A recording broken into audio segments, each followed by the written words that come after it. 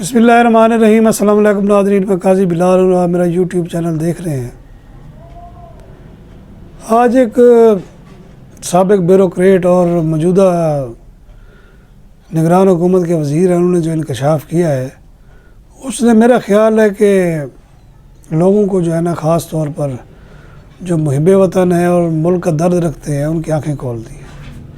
انہوں نے کہا IMF کے ساتھ جو ہمارے معاہدے ہوئے ہیں، لیکن انہوں نے یہاں ڈنڈی ماری ہے، یہ نہیں بتایا کہ یہ معاہدے نون لیگ نے کیے ہیں یا PTI نے کیے ہیں، کہ جناب انہوں نے خود مختاری دے دی ہے کس کو، IMF کے کہنے پہ اسٹیٹ بینک کو، یعنی کہ معلومات تک رسائی جو ہے نا اب ہم نہیں لے سکتے اس سے۔ آپ کو یاد ہوگا معلومات تک رسائی کا قانون ہے، اور اسی کی آڑ میں ہمارے ایک صحافی ہیں دوست رانا ابرار صاحب، انہوں نے توشہ خانہ کا جو ہے نا وہ اسکینڈل سامنے لایا تھا عمران خان کے دور میں، اور وہ ابھی تک بھگت رہے ہیں۔ تو انہوں نے کہا کہ صحافی تو چھوڑیں دور کی بات، ہم بھی نہیں پوچھ سکتے اسٹیٹ بینک سے کہ کیا معاہدے ہو رہے ہیں، کیا ہمارے ریزروز ہیں، وہ بتا دیں تو ان کی مہربانی، نہ بتائیں تو ہم۔ یہ بڑی الارمنگ چیز ہے، اس پر سوچنا چاہیے کہ کس طرز حکومت اور کس طرح ہم ملک کو چلا رہے ہیں، کہ جب سب کچھ تباہ ہو جائے گا اس کے بعد کیا کریں گے آپ لوگ۔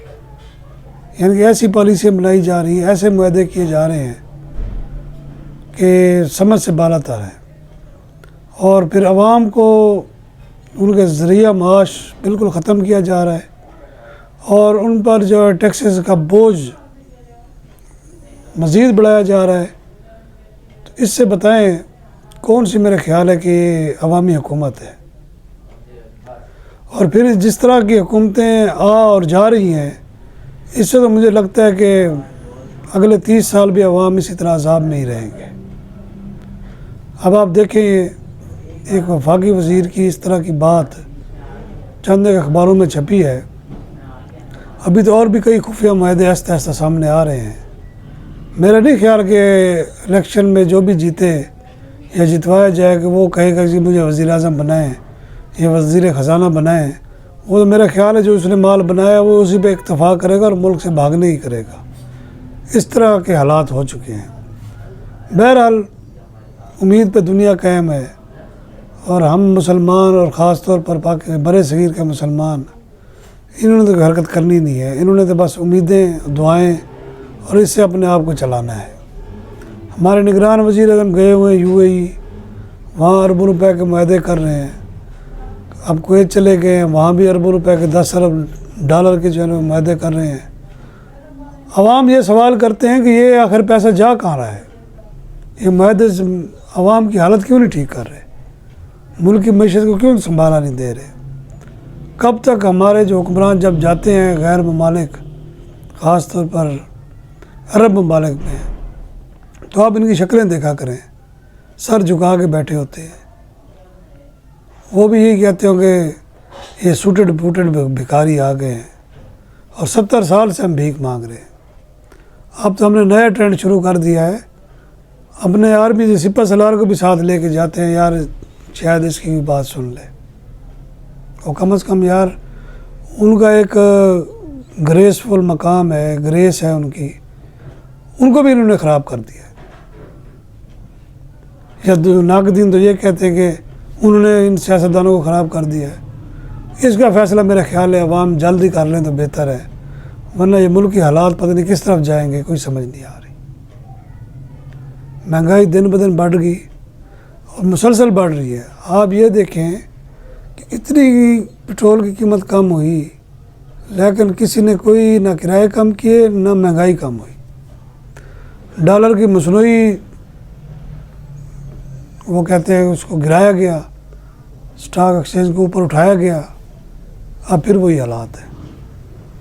میاں نواز شریف کو خوش کرنے کے، یہ مجھے یہ سمجھ نہیں آتی کہ ہم آخر کس طرح کا نظام چاہتے ہیں۔ یا تو بادشاہ ایک بنا دیں کہ جی اس ملک کا یہ بادشاہ ہے، بس اس کے بعد یہ مرے گا تو پھر دوسرے خاندان کا بادشاہ آئے گا، شرط یہ رکھے کہ یہ مرے گا تو پھر دوسرے خاندان کا بادشاہ آئے گا۔ اس طرح ملک نہیں چلتے، قرضوں میں جکڑا ملک کبھی ترقی نہیں کر سکتا۔ روس اور دیگر ممالک کی مثالیں ہمارے سامنے ہیں، مسلمان ممالک کی۔ یہاں جس طرح حکومتیں گرائی اور بنائی جاتی ہیں، اس کی بھی مثال کہیں نہیں ملتی۔ انڈیا، بنگلہ دیش، ہم دور نہیں جاتے، انہیں کی مثالیں دے دیتے ہیں۔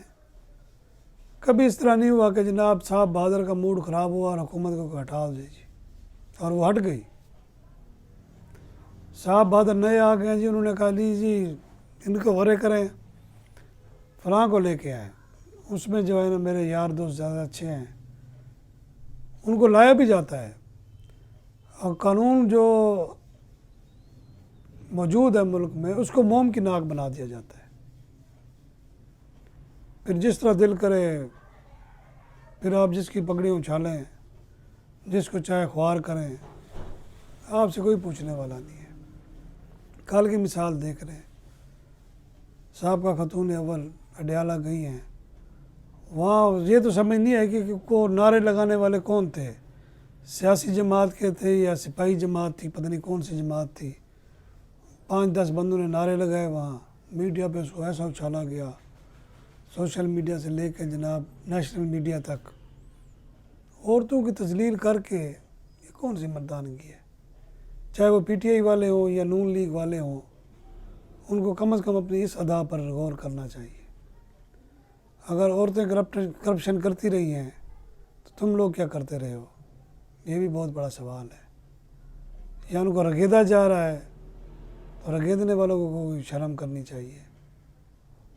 ایک لمٹ ہوتی ہے، اسلام ہمارا اس کی اجازت نہیں دیتا۔